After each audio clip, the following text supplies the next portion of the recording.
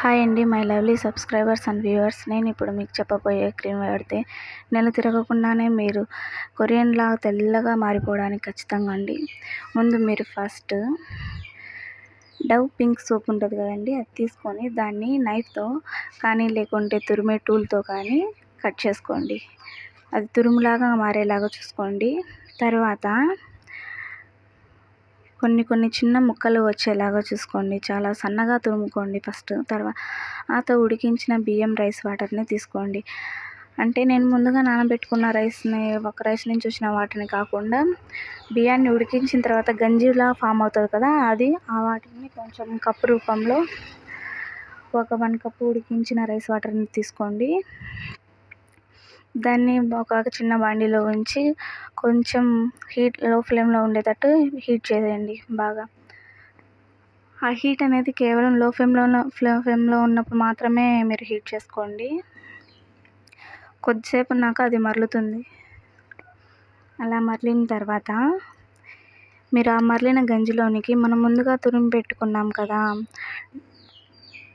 Dove pink సోప్ని, ఆ soap యొక్క తురుమును దాంట్లో వేసి మిక్సర్ సహాయంతో మీరు కొంచెం ఎక్కువసేపు బురుగు వచ్చేలాగా మిక్సింగ్ చేయండి.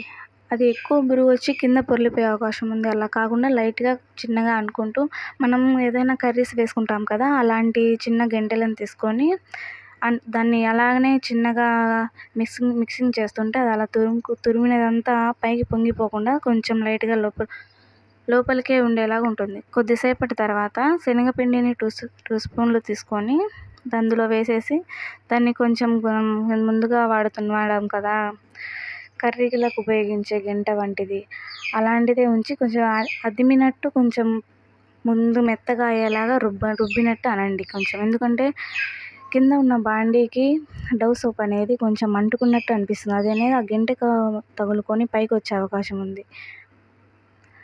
అలా జరిగిన తర్వాత కొద్దిసేపు అలాగనే చిన్న మంట మీద దాన్ని ఉడికిన మాదిరిగా ఉంచండి. అలా ఉన్నప్పుడు కొంచెం చిన్న బబుల్స్ వంటివి ఏర్పడతాయి. ఆ బబుల్స్ అనేవి ఏర్పడకుండా కొంచెం బాండీని అలా తడుతూ ఉండండి.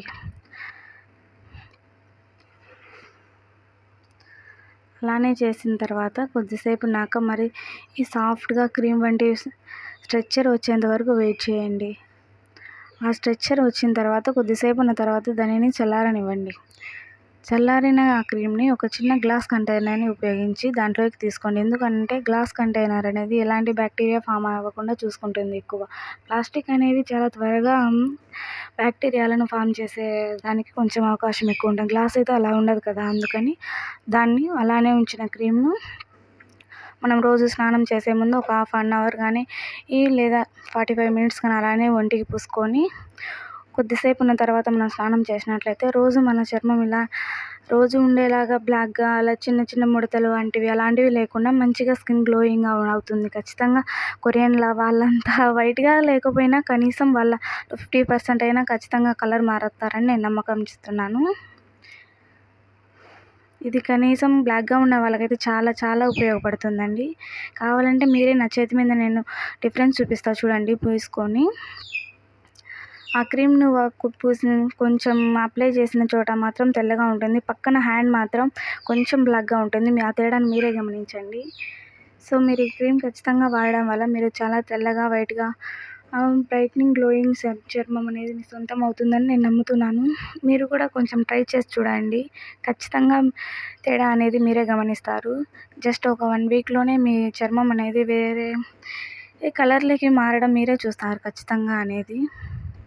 కొంచెం మీరే అబ్జర్వ్ చేయండి. Please subscribe my channel. Okay అండి, బాయ్.